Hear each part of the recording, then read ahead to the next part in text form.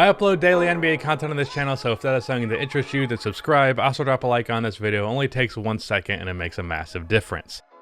The Orlando Magic are one of the most boring teams in the league. A team that over the years has seemed relatively insistent on being just dead set mediocre. Generally with these power rankings / team preview videos, I've been trying to open up with something positive about each team, but for the Magic, I mean, they're just boring. In the talent department, this team does not stand out. In the entertainment department, this team definitely does not stand out. In the offensive department, this team does not stand out.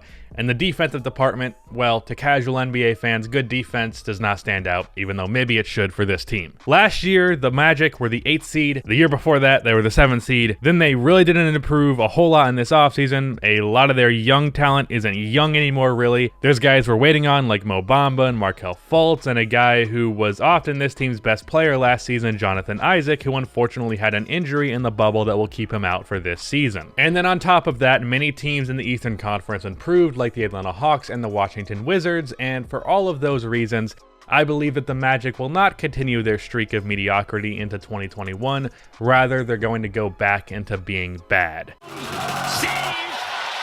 Absolutely incredibly with the acrobatic alley-oop.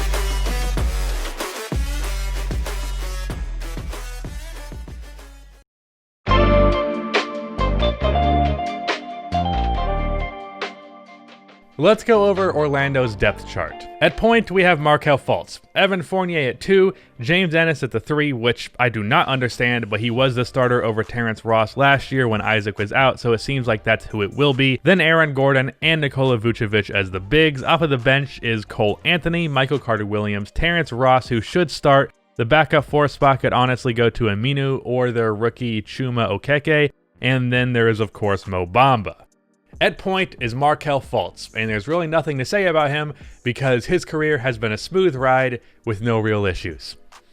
I am obviously kidding, it's been a fucking disaster. However, after the jump shot debacle that went down in Philly, Fultz was traded to Orlando, and while he still hasn't figured out the jump shot, he has been solid with the Magic. His skill outside of shooting is all still there. He is a good handler and playmaker. His defensive upside has turned into pretty good defense overall. He's a pretty damn good slasher and athlete. And while it's still brick city from the 3-point line and from the free throw line, he is a pretty good mid-range shooter. From 10 to 16 feet, he shoots 38%, which is a little bit below average, but then from 16 feet to just inside the 3-point line, he's above average, shooting 46%. That's basically elite. So he's around a 40% mid-range shooter in general, with about 20% of his shots coming from there, and that's certainly respectable. And overall, I would say that Fultz is still a pretty good NBA player and definitely a solid starting caliber point guard, but his 3-point shooting is still a hindrance to most NBA offenses, and especially one that is already struggling in the shooting department in the Orlando Magic, so it's probably not the greatest fit in the world. Evan Fournier is someone I expect to be traded this year. As I have said, I believe the Magic will be bad, and with him being on a 1-year contract, it kind of feels inevitable. I think you can get a decent first rounder out of him, and if the Magic do indeed have a down year, the management of the Magic would be dumb not to get some value out of a 28-year-old on a 1 year who can score 17 a game on good efficiency. If I could sit down and have a conversation with Steve Clifford, first of all, that would be weird.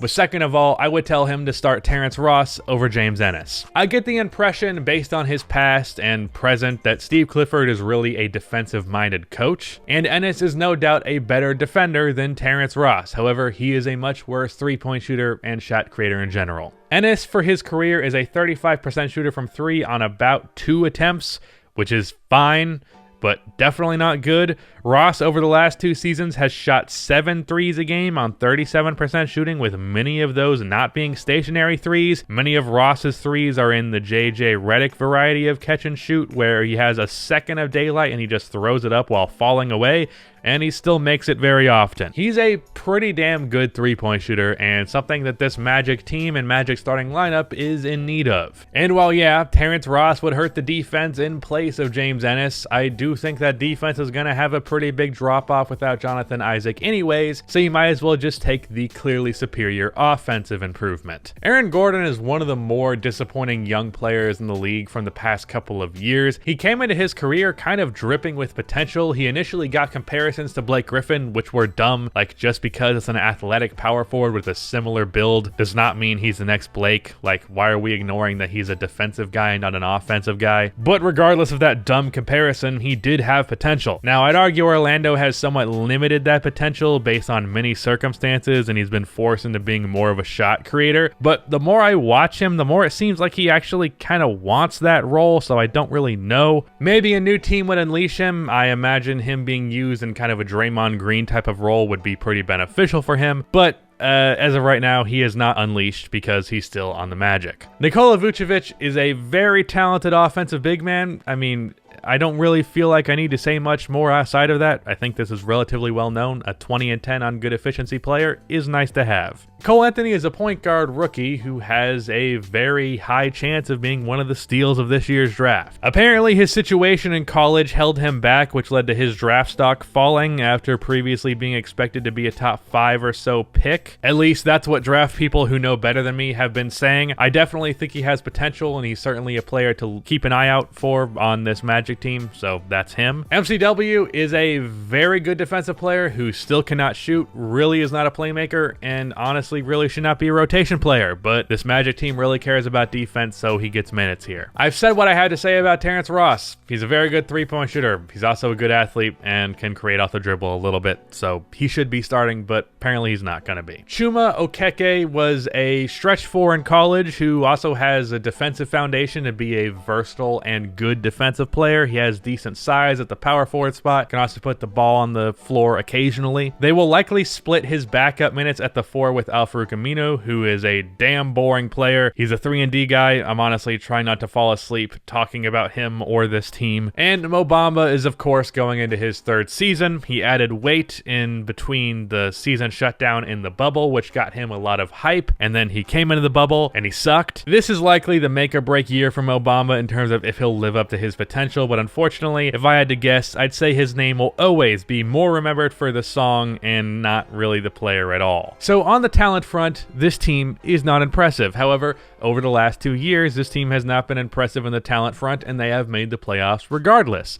And the reason for this is A, this is a very good defensive team, and B, this is a very well coached and disciplined team. They've made the playoffs regardless of talent, so why would not having talent really impact them this year? Well, while they still should have that discipline, unfortunately, defensively, I'm expecting a pretty notable drop-off. Last year, the Magic were already kind of slipping defensively with them falling to 10th in defense, and then this year, they're not going to have Jonathan Isaac at all, which Isaac is Jonathan Isaac is the best defensive player on the Magic, so that's kind of a big loss for that end. Even if Isaac was on this team, I'd project this team to miss the playoffs, but probably as the 9th or 10th seed rather than the 12th, which they would be in my Eastern Conference standings. The reason for that being that the Hawks and Wizards just got substantially better, and that's nothing that can really change. The reason for that being that the Hawks and Wizards got substantially better while the Magic didn't really change. But Isaac being out, I believe, is going to be a rather huge deal. Now, the thing is, Jonathan Isaac hasn't exactly been the picture of health thus far in his career regardless, but it's still better to have 34 games of him than the 0 games that you're going to get from him this year. That's a pretty big difference regardless.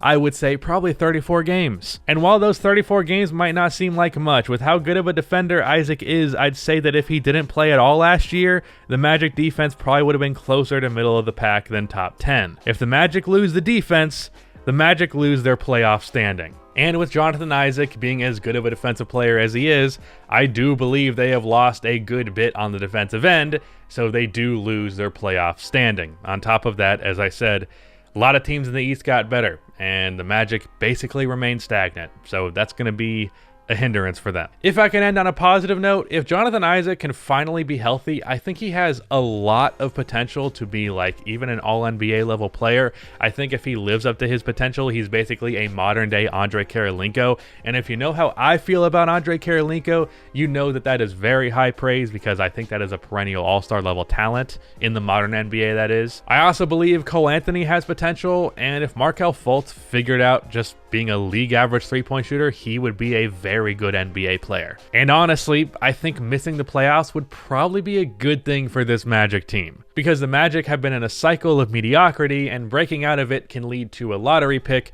which could lead to some actual substantial change for this Magic team. I realize the Magic have been bad for a long while, and Magic fans don't want to see them be bad again, but they're kind of going to be, and it's a tough pill to swallow, but ultimately I think it's going to be a good thing for this team in the long run. So that's why I believe the Magic will miss the playoffs in 2021, but shout out to Rudy for editing this video. His link is going to be in the description. That is the end of this video. Please be sure to like and subscribe for more NBA content like this, and cue the outro music.